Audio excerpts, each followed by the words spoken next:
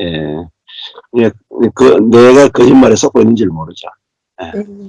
내가 거짓말에 속고 있는지만 알면은 다 해방이 되죠. 근데 사단이 절대 못 보게 하는 것이 내가 거짓말에 속고 있는 걸 모른다. 아, 내가 진짜 거짓말에 속았구나 하는 자는 이제 정말 자유하게 되는 거죠. 그래서 뭐 다음 주에 하겠지만 결국은 우리가 이 자문에서 말하는 게 교만이잖아요. 교만. 아, 내가 교만한 이 옛사람은 교만이구나. 교만이 하나님의 손에 의해서 이제 깨지지 않고는 거기서는 이제 생명도 사랑도 나올 수 없던 거죠. 그래서 이제 하나님께서 저도 마찬가지고 뭐 예수님도 십자가까지 낮추시잖아요. 십자가 정도도 안 돼가지고 이제 무덤까지 파무덤 장사 지내는 게 가장 낮은 곳으로 심지어 지옥까지 내려가게 하잖아요. 근데 그것이 우리가 내려가는 그 자리에서 이제 하나님 우리를 예수님을 지옥에서 저 하늘 위에까지 높이시잖아요. 그러니까 먼저 내려가지 않고는 높아질 수 있는 방법이 없죠.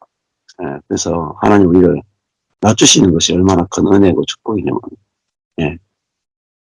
그래야 형제를 얻을 수 있잖아요. 형제를. 진짜 형제를 얻는 거예요, 진짜. 그러니까 내 교회 안에서만 이렇게, 나는 우리 교회 공동체 안에서만 잘 지내면 돼. 이 자기 중심성입니다. 근데 밖에 내놓으면 안 돼. 다른 교회하고 안 돼. 신천지 사람들도 자기 안에서만 되지 밖에 사람은 안 되잖아요. 자기 교회하고 밖에 경계가 너무나 분명하잖아요. 그렇죠? 마찬가지로 내 교회 안에서는 관계 좋은데 다른 교회하고 성도하고 만나면 막 관계가 안 돼. 그게 전부 다 이제 율법적인 부분이죠.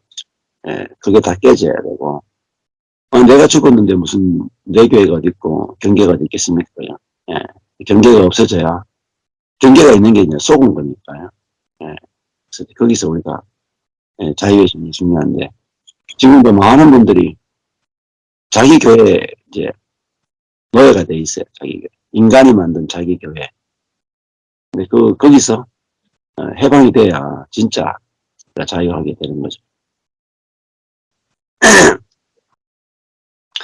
그러니까 이제 저번에도 말씀 두 가지를 생각하라고 그랬잖아요. 첫 번째는 율법인가 복음인가 분별이 돼야 되겠죠.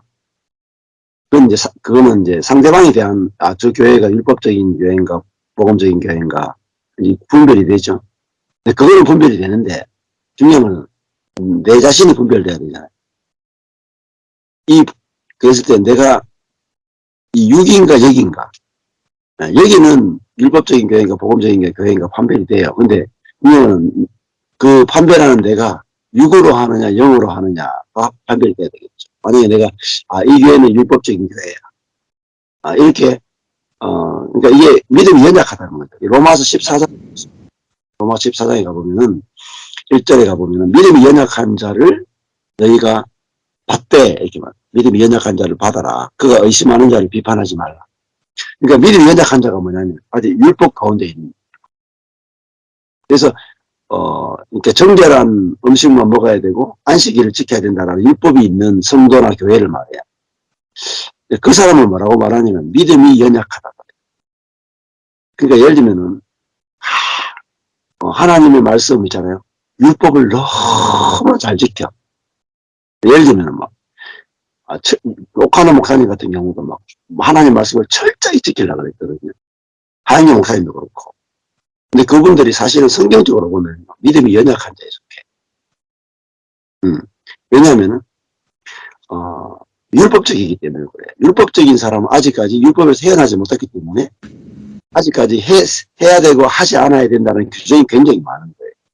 근데 바울이 뭐라고 말하냐면 믿음이 연약한 자를 너희가 비판하지 말고 너희가 받되 받는다는 말이 프로슬람바노예요. 이게 뭐냐면 로마서 1장에서 이제 11장까지 해서 하나님이 우리가 율법적일 때 우리를 받아주셨잖아요. 그렇잖아요. 우리가 죄인 되었을 때에 우리가 원수 되었을 때에 그 모습 그대로 하나님이 우리를 프로슬람바노 받아주셨죠. 그러니까 내가 내 모습 그대로 원수인 모습 그대로 죄인인 모습 그대로 연약한 모습 그대로 내가 받아들여진 자다. 이게 새로운 피조물이죠. 그러니까 형제를 볼 때도 이게 은혜로 이 사람은 율법적이야 라고 생각하는 것 자체가 뭐죠? 내 안에 나가는 게 은혜가 아니잖아요. 그렇죠? 이 사람에 대한 또 다른 율법이고 또 다른 판단이잖아요. 그러니까 근데 이게 뭐죠? 생각이잖아요. 생각. 자, 이 사람을 만났을 때 이 사람은 율법적인 사람이고 이 사람은 율법에 미해 있어 라고 이거는 내 겉에서 나간 거예요. 생각이 나간 거예요. 영이 나간 게 아니죠. 영은 뭐겠어요? 율법적이건 은혜적이건 당신과 나는 그리스도 안에서 둘 다 은혜로 존재한단 말이에요. 그래서 바울이 뭐라고 말하냐면은 이렇게 말했어요.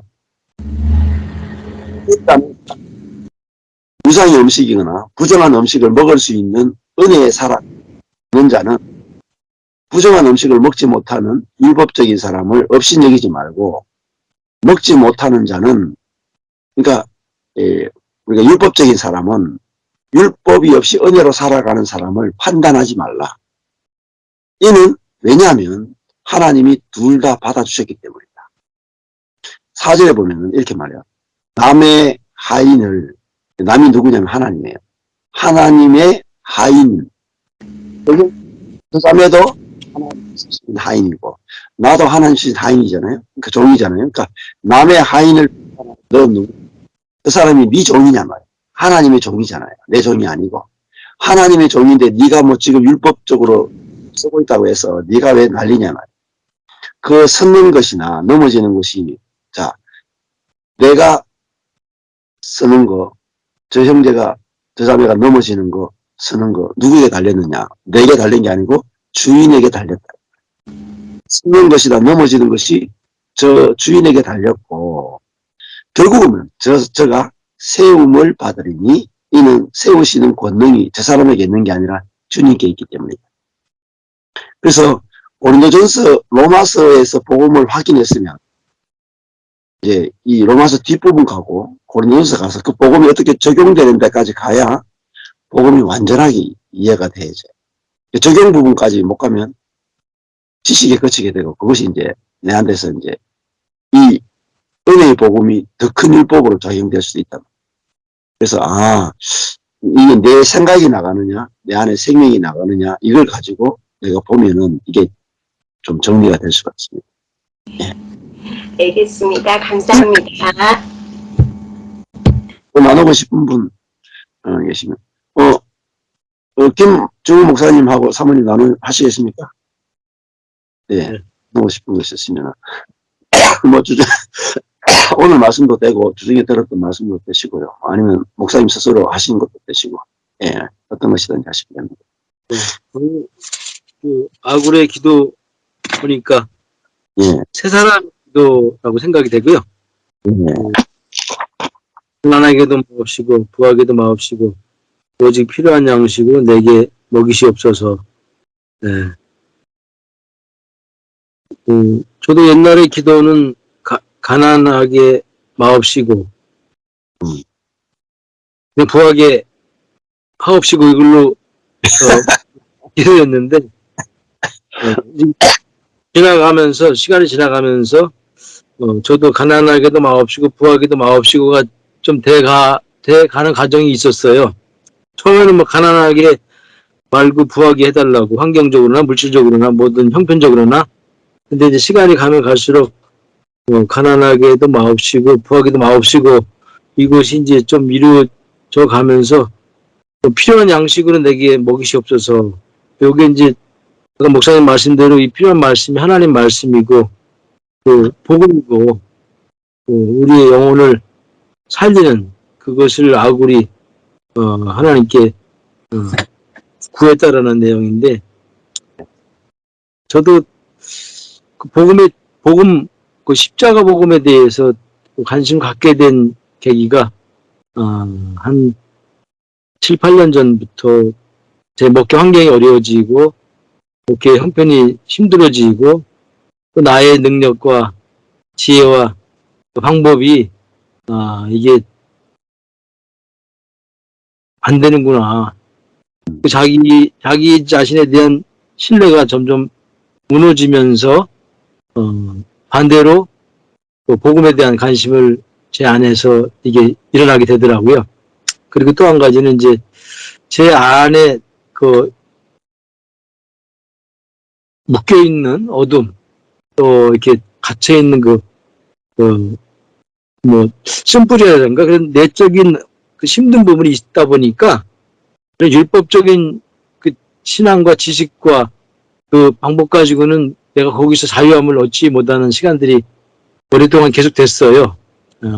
목사 안수 받고 부교육자로 사역을 해 가면서도 내 안에는 나만이 알고 있는 그 어둠과 그 쓴뿌리와 그 묶임과 이게 갇혀있는 그런 부분들을 내가 해결하려고 몸부림치다 보니까 이 율법적인 신앙과 지식과 방법 가지고는 안 되더라고요. 그러다 보니까 하나님의 말씀을 찾고 또 그 진리를 찾는 과정이 있었는데 이제 목사님의 말씀을 통해서 갈라디아 2장 20절 말씀이 사실 그전에도 복음의 진리고 성경의 핵심이고 가장 중요한 구절이고 사도 바울은 그것이 실제가 되어서 실제를 누리면서 또 그 실제가 흘러나오는 가운데 사역을 했기 때문에 아름다운 교회가 세워지고 열매를 하나님께 올려드릴 수 있었다라는 생각이 드는데 전 목사님의 설교를 들으면서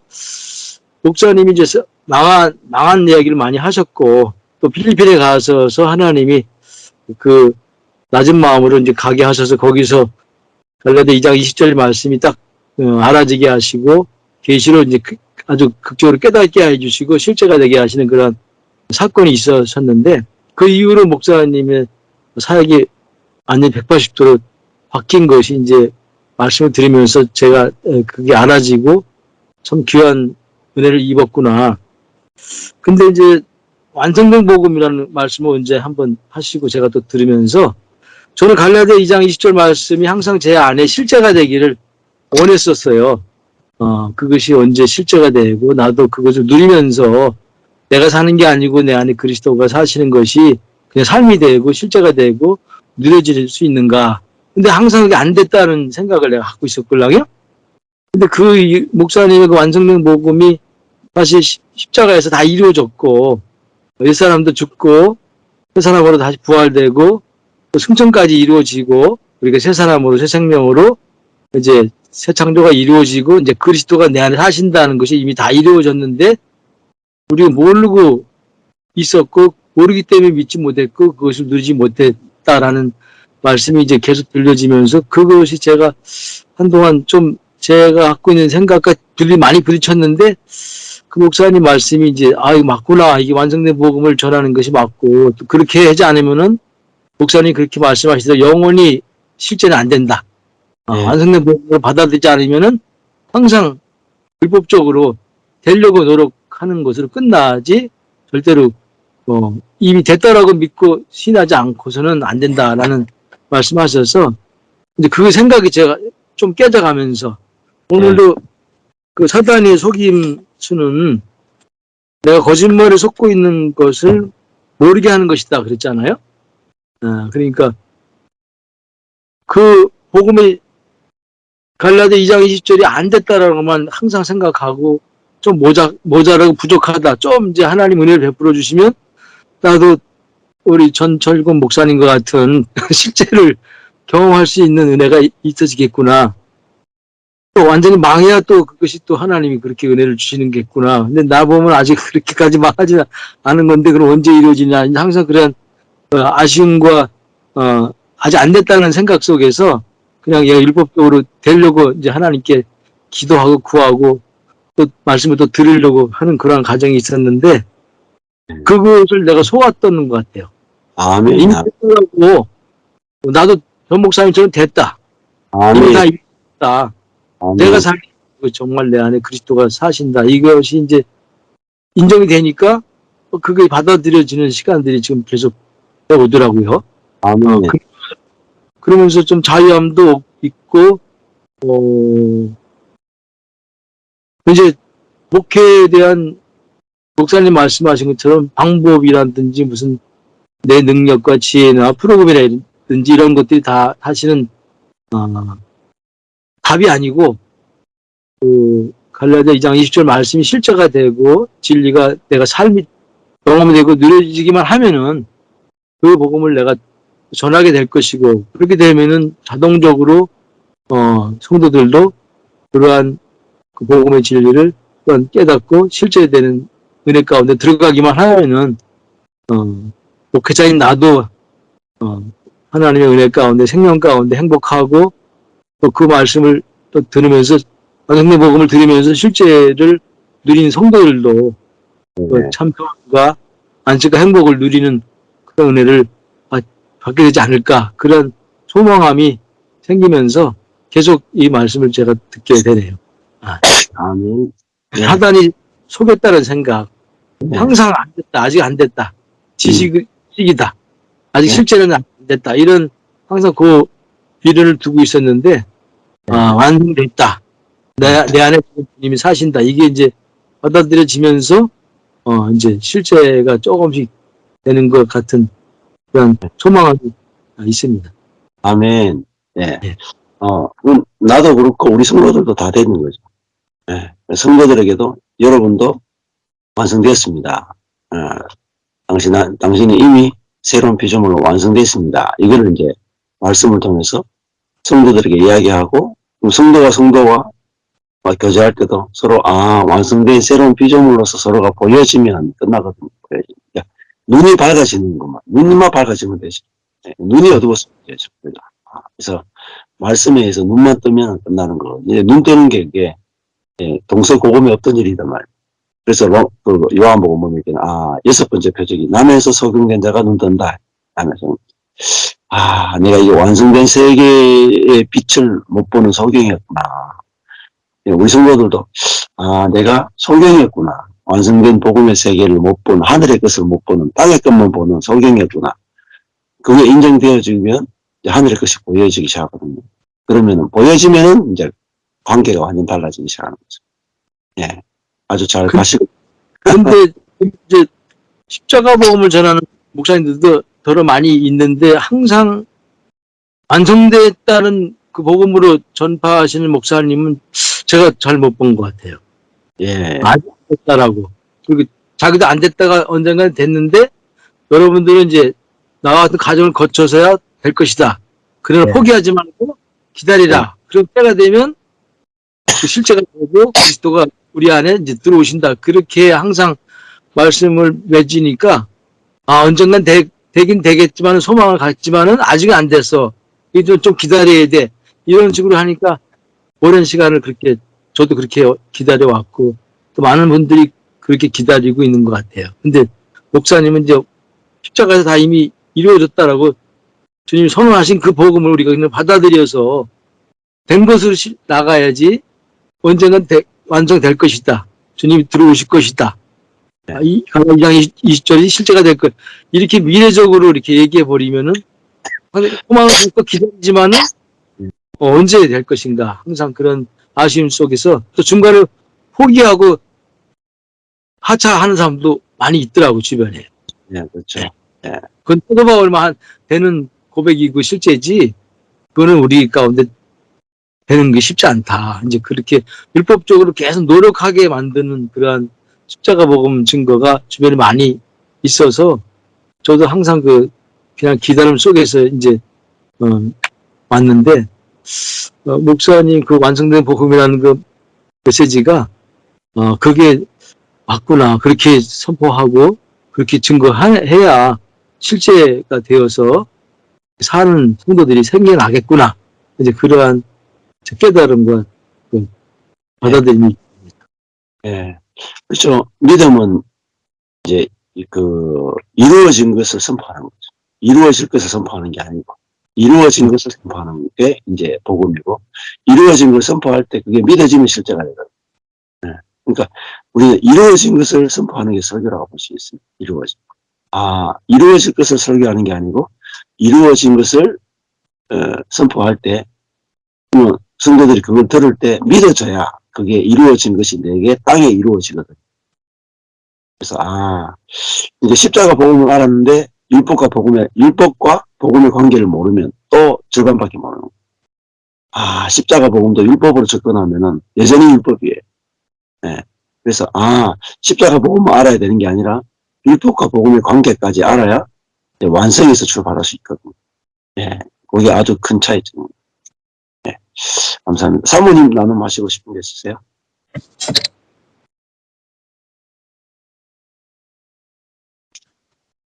저는 이제 예전에 제가 율법과 복음이 갈라지지 않을 때는 이제 예수님 믿으면 다 정말 하나님께서 좋은 것 주시고 또 좋은 것을 이 세상 것을 또 많이 또 구하고 그러한 부분이 이제 교회도 또 부흥도 주님의 일도 다 그렇게 그러한 것들을 다 율법적인 그러한 세상 것들을 구한 거죠. 하나님 편에서 봤을 때. 그런데 이제 그런 것들을 보면서 저한테 사모님은 은퇴 후에 어떻게 할 거냐고 뭐가 돼 있냐. 아니 난 그런 거 하나도 돼 있지 않다고. 그냥 오늘 하루 산다고. 제가 뭐 이렇게 얘기하려고 하지 않았는데 목사님 이 메시지를 들으면서 저도 이게 정말 여태까지 우리가 성경을 그냥 정말 한평생을 전했는데 그런 것을 복음을 믿지 않고 계속 우리는 율법과 복음이 율법으로만 계속 해야 된다, 뭐 해야 된다, 이렇게 했던 나 자신을 또 그 사모님을 보면서 보게 됐어요. 그래서 이러한 모습이 정말 참 복음을, 참 생명이 우리 안에 있고 참 복음을 믿고, 예수님과 함께 우리가 죽은 것을, 그러니까 어떨 때는 제가 이번에 이렇게 다치고 나서 어떻게 내가 이 교회 우리의 빚을 어떻게 해야 될 것인가, 직장을 또 다녀야 될 것인가, 말아야 될 것인가 생각하다가 나는 예수님과 함께 죽은 자지 왜 염려하지? 왜 걱정하지? 또 이렇게 돌아가고 있어요. 그래서 나는 예수님과 함께 죽었는데 예수님과 함께 부활돼서 예수님과 함께 하늘에 안침받은 난 그런 자인데 왜 이걸 염려하지?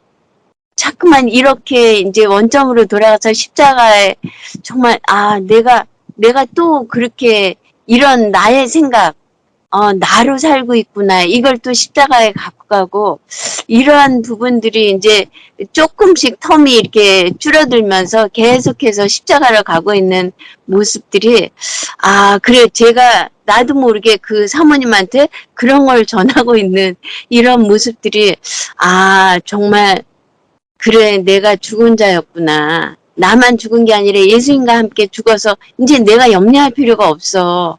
주님이 앞서서 일하시는데 이 사모님이 너무 안타까운 거예요. 나도 그랬던 그 모습을 보면서. 네. 그래서 이번에 그런 모습들을 보면서 정말 이게 자유한 거구나. 주님이 내 안에서 일하시는 거고 내가 십자가에 죽었다는 게 이렇게 정말 자유한 거구나. 이런 생각이 들었습니다. 아멘. 예.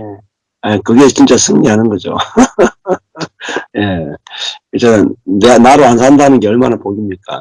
예. 나로 사니까 답이 없는데, 나로 안 사니까 예수님이 진짜 2000년 전에 십자가에 죽고 부활하신 그분이 2000년이라는 시간 공간을 초월해서 내 안에 사신다고. 네. 이게 그냥 지식이 아니야. 이게 안 살면 다 거짓이죠, 뭐. 허탄한 거 아니겠습니까? 예수 믿어봤자 뭐 하겠습니까? 뚝배기죠, 뚝배기. 세상 사람들보다 나은 게 하나도 없는 거예요. 세상 사람들보다 받은 축복이, 더 좋은 축복이 하나도 없어. 죽어서 가는 천당 외에는 없어. 그죠? 예. 그러니까, 이 땅에서 너무, 이 복음을 증거할 수 없단 말이에요. 그래서 우리가, 내가 의와 평강과 희락이 복음이 증거되니까 아주 중요한 거죠. 예. 두 분이, 목사님 사모님이 너무 지금 복음을 잘 이렇게 경험하고 잘 지내신 것 같아요. 그래서, 우리가 완전히 바꾸면 딴 거 안 보게 되거든요. 딱 집중돼가지고 생명이만 딱 나타나게 되니까 예, 두 분을 통해서 하나님께서 어떻게 하실지 기대가 됩니다. 예, 감사합니다. 됐습니다. 예, 출애굽기에서 그 금과 은과 노새 관련된 걸 들었어요.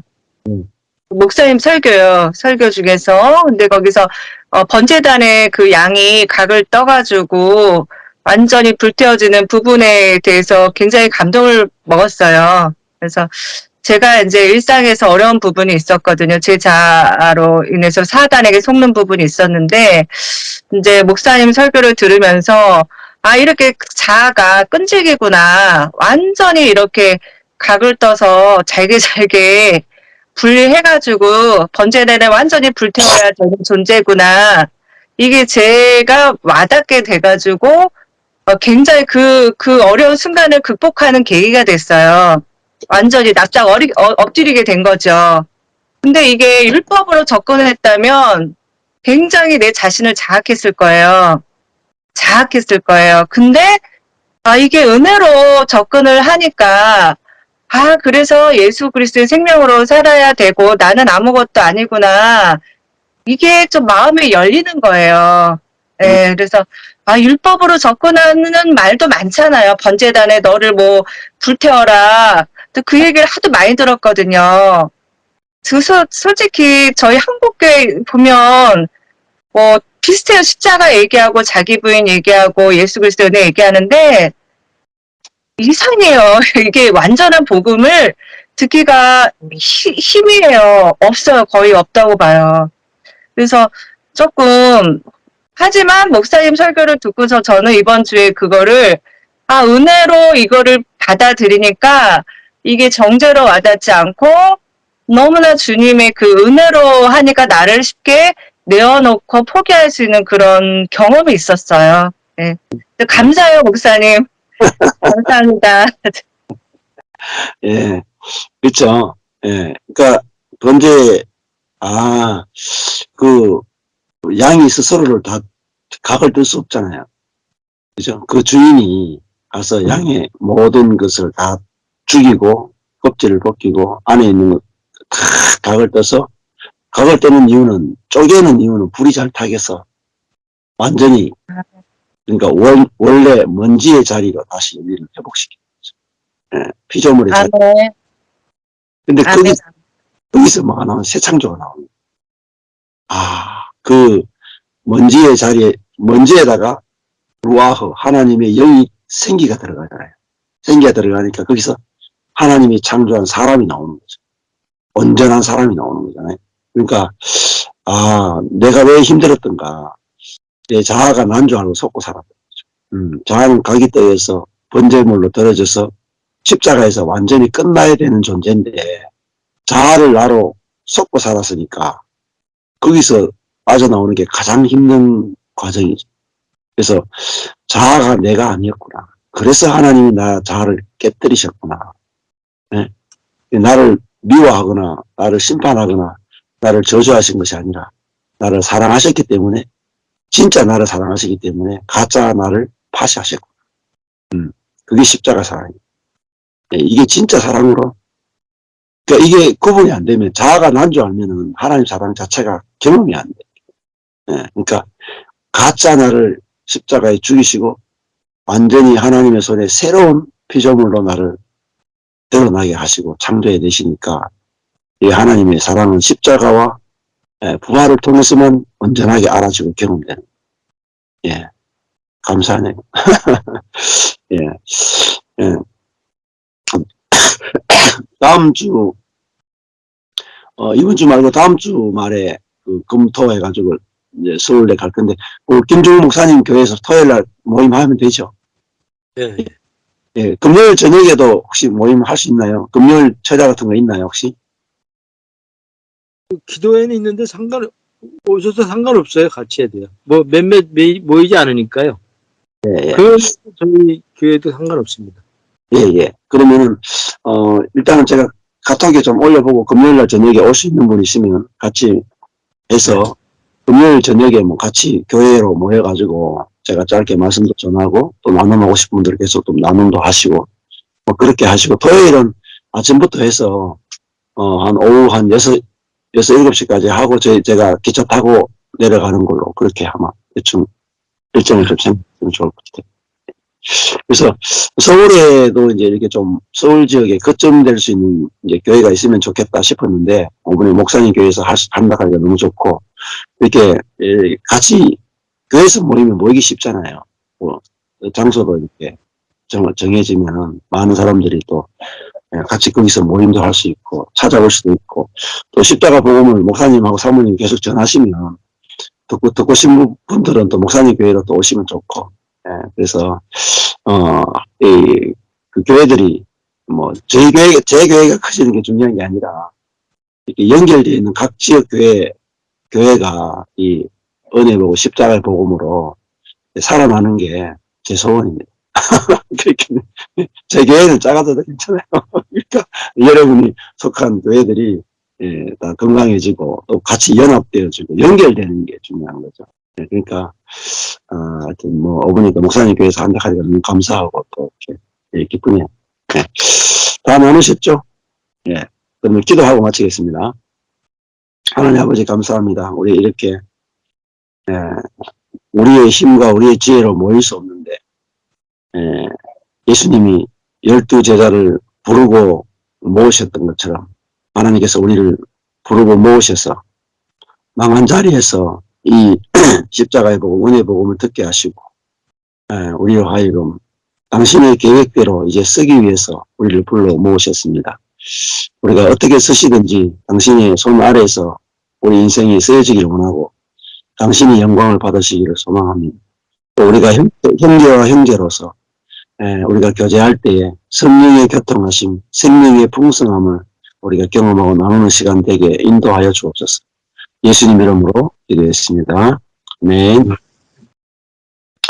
감사합니다. 목사님. 감사합니다. 수고하셨습니다. 다음 주에 뵙겠습니다. 감사합니다. 네. 아이고, 감사합니다.